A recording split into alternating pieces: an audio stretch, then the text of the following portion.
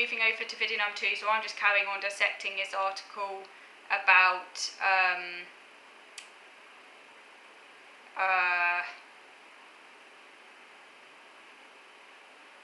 sorry, my brain's gone. I hate this heat and it's way too bright.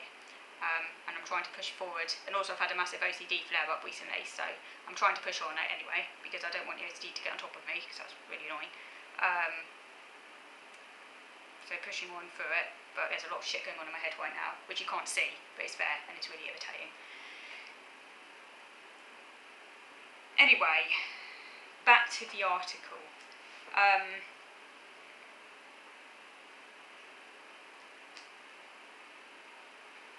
So, the neurodiversity paradigm makes the unrestricted claim that autism is not a disorder.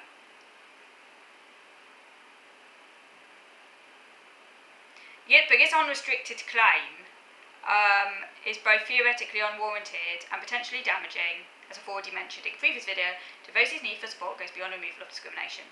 Now, one approach, which is Jasma and Wellen, restricts the claim to those with so-called mild autism, which is also a contentious term. What is exactly mild autism?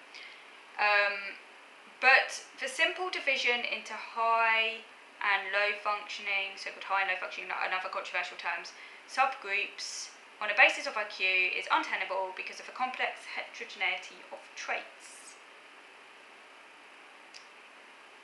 And also there is a great deal of overlap of both symptoms and underlying causes with other conditions, which is what Waterhouse emphasises. Yeah, that's very important, by the way, and something worth thinking about and reiterating. There's a great deal of overlap of both symptoms and underlying causes with other conditions. All of the symptoms of autism, including the core, are not unique to autism. There is no symptom that is unique to autism. What makes autism autism is when a collection of symptoms go hand in hand together.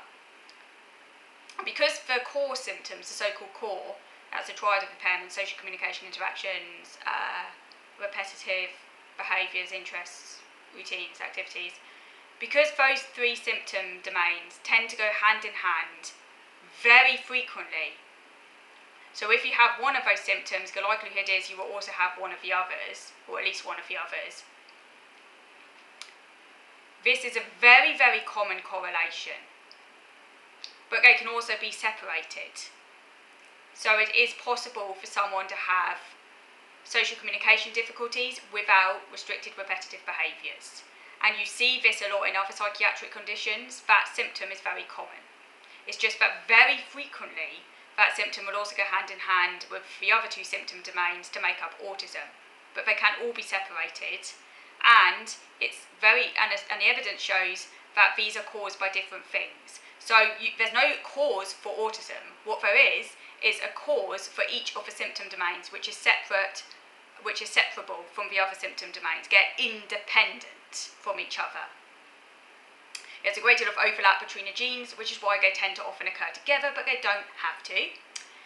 And they're grouped together into a core, which we call autism, because of this statistical frequency with which they tend to occur together, which is what psychiatrists have noticed this pattern, which is why they came up with the term autism to describe it. But it is known that this is not pure. This symptom cluster nearly always, 9 times out of 10, occurs with other symptoms from different psychiatric conditions. And what you include as part of autism is arbitrary. Do you include motor difficulties? Because they also often occur with this symptom cluster. Again, not part of a core, so in theory you could be autistic without motor difficulties, but they're also very frequent, so you could argue, should they be included in the core? And some people would actually argue they should be included in the core.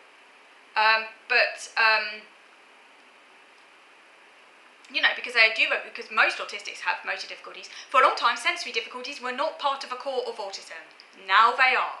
And that's because evidence moves along. So maybe in future, actually, anxiety might actually be part of the core. Currently it isn't, but it doesn't mean it won't be included in the future, because it is arbitrary what we include as part of autism. So, therefore, lots of harmful characteristics that lots of people in the neurodiversity movement say are separate from autism, and that they use to justify this idea that autism isn't a disorder, this is very, very arbitrary, and it's very ideological. Because, like I've just said, for a long time sensory was not seen as part of a core, now it is. Things move along, and in future, anxiety might be included as part of a core. In some diagnostic iterations, I think Gilberg was one of them, actually included motor difficulties in the core, but that isn't included in the DSM. So this goes to show how it is actually quite arbitrary. And just because, and a symptom could be disadvantageous, but just because it's, that doesn't mean that is not intrinsic to autism. So that blows this whole idea that autism is benign right out of the water, because it depends what you include in the core. Okay. So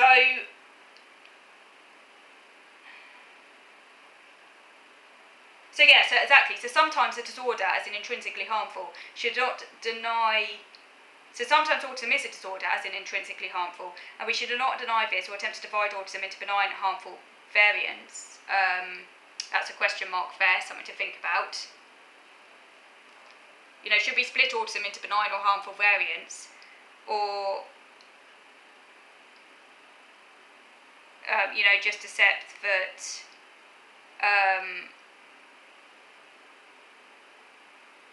well, that's the question, I guess. What do we do with that information? Think about it.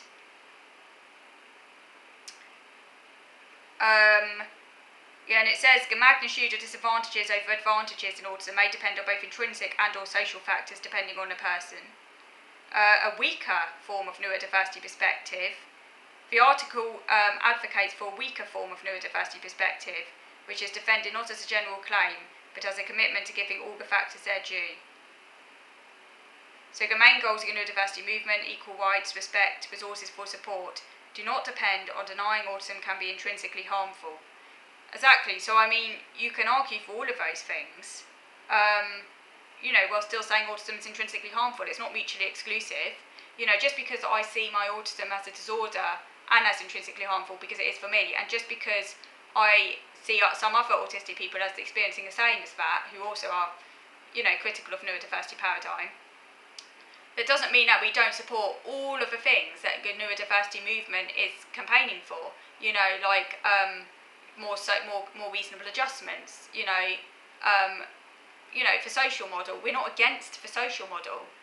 It's just that we see the social model needs to be balanced with, you know, it's all about balance at the end of the day. For some autistics, the social model will be more, will be more represented by that, but for others, it's social model plus medical. It's a synthesis, and it really does depend on the individual. You can't make blanket statements, but yeah. So yeah, a sort of weaker form of neurodiversity, I guess. And by the way, and to suggest a non-disorder claim is necessary to justify these goals would be to justify the stigmatisation and unequal treatment of people with conditions that are uncontroversially disorders. Yeah, exactly, because you're basically saying, well, for those with disorders, who you can't get away from arguing that they are disorders, then essentially they would be sort of segregated. Because you're basically saying, well, if it's a disorder, then we don't need to campaign for these things. That wouldn't make sense, would it?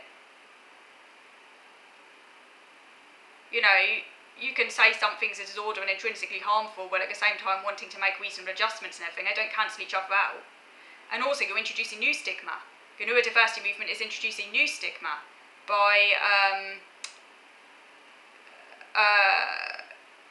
you know, essentially ignoring the intrinsically harmful nature of autism for many people.